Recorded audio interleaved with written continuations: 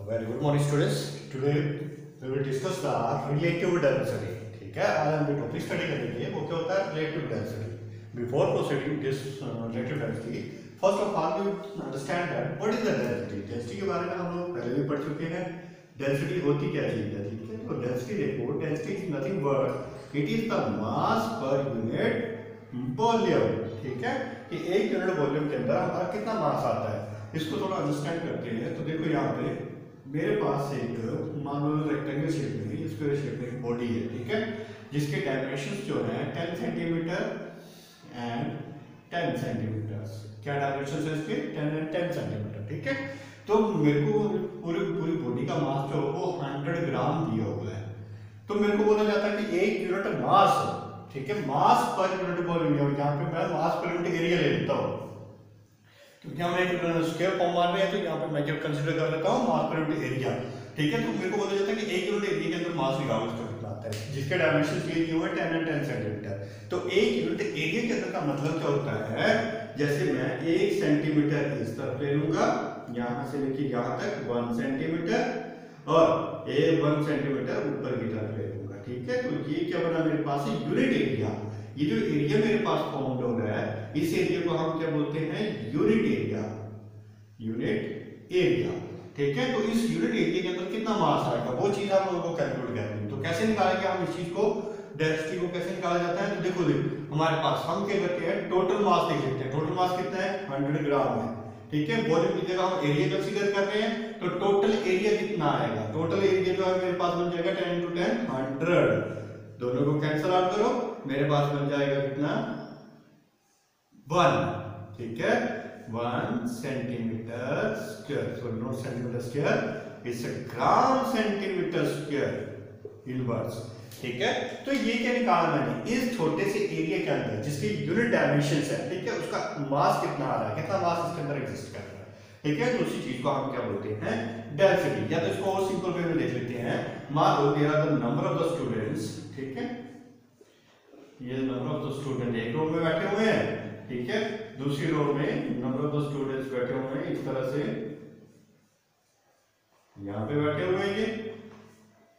अब मेरे को बोला जाता है कि find out in which row the density is small. Density का मतलब क्या होता है, नंबर ऑफ द पार्टिकल्स और मॉलिक्यूल्स, ठीक है, प्रेजेंट इन यूनिट एरिया. अगर मैं दोनों केसेस में दोनों के लाइन जो सेम लेंथ की है, यहां से लेके यहां तक लाइन सेम लेंथ की है, अगर मैं दोनों का यूनिट एरिया कंसीडर करता हूं, ये मैंने यहां तक का यूनिट एरिया कंसीडर किया, तो मैंने दोनों लाइन को कंपैरिजन करके देखा कि यहां पे तो एक ही स्टूडेंट आ रहा है जबकि यहाँ पे कितने आ रहे हैं, 2 स्टूडेंट्स आ रहे हैं. तो इसका मतलब इसकी डेंसिटी जो है वो हाई होगी और इसकी डेंसिटी जो है वो लो होगी. यानी कि number of particle in given area, समझाए बात, जितने नंबर ऑफ पार्टिकल्स होंगे उस गिवन एरिया में मतलब उसकी डेंसिटी क्या होगी, ज्यादा होगी. और जिसमें पार्टिकल कम होंगे तो उसकी डेंसिटी क्या होगी, कम होगी. तो यहाँ पे नंबर ऑफ स्टूडेंट्स ज्यादा है तो उसकी डेंसिटी क्या है, इसरो की ज्यादा होगी. इसमें नंबर ऑफ स्टूडेंट्स कम है तो डेंसिटी क्या इसरो की कम हो जाएगी. तो सेम थिंग्स इसमें डेंसिटी को बोला जाता है. फिर वही बात, ये डेंसिटी की चीज होती है, it is represented by the mass per unit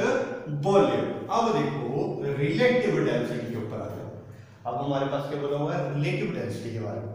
relative नाम से पता चल जाता है, रिलेटिव का मतलब क्या हुआ, रिलेशन कुछ होगा. ठीक है, रिलेटिव डेंसिटी. तो रिलेटिव डेंसिटी होती क्या है, हमें क्या करना है, डेंसिटी का रिलेशन बताना है किसी दूसरे सब्सटेंस के साथ. ठीक है, तो यहाँ पे हम डेंसिटी का रिलेशन किस तरीके से मेंशन करते हैं, it is the density of the substance. Density किसकी, सब्सटेंस की डेंसिटी है. ठीक है, to that of the density of the water at 4 degree Celsius. तो इसको हम रिप्रेजेंट कैसे करेंगे, देखो रिप्रेजेंट करने का तरीका हमारे पास, that is relative density is equal to density of substance, ये कि जो substance हमारे पास है उसकी density बतानी होगी, divided by density of water. ठीक है, at 4 डिग्री सेल्सियस. इस चीज को जरूर याद रखना कि हम जब रिलेशन करते हैं या किसी का रिलेशन बताते हैं किसी भी डेंसिटी का, तो हम वाटर के साथ उसका रिलेशन बनाते हैं. ठीक है, बिकॉज और साथ साथ में एक और बात, यहाँ पे हम 4 डिग्री सेल्सियस पर बताते हैं. ऐसा क्यों होता है, क्योंकि water has the maximum density at 4 degree Celsius. ठीक है, क्योंकि वाटर का एक नॉर्मलस बिहेवियर होता है. वाटर का नॉर्मलस बिहेवियर क्या होता है, देखो यहाँ पे अगर मैं 3 कोई एलिमेंट लेता हूँ और साथ में एक में वाटर ले लेता हूँ.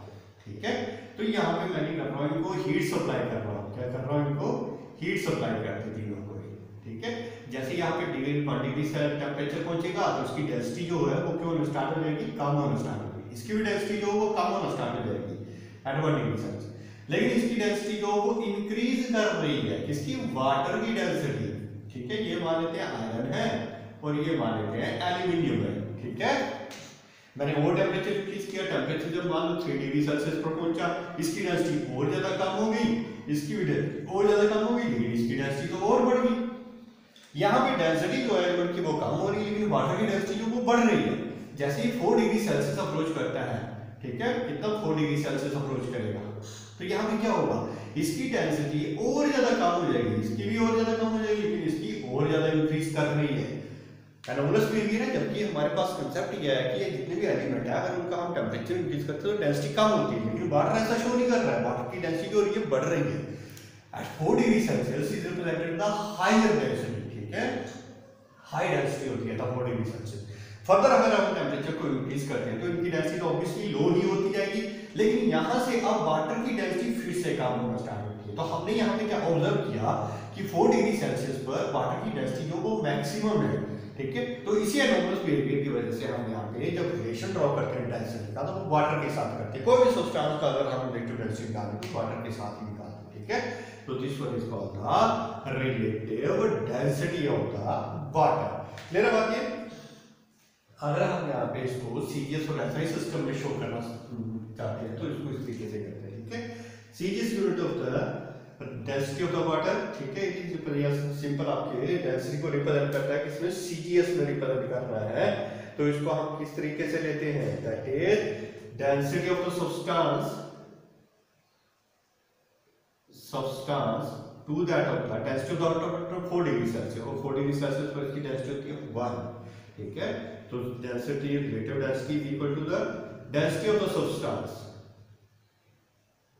ठीक है, डेंसिटी ऑफ सब्सटेंस कौन से सिस्टम में, सीजीएस सिस्टम में। और एसआई सिस्टम में अगर हम लेते हैं तो relative density is equal to density of the substance to that of the density of the water. Density of water जो होती है सीजीएस सिस्टम में 1000 किलोग्राम मीटर इनवर्स क्यूब होती है।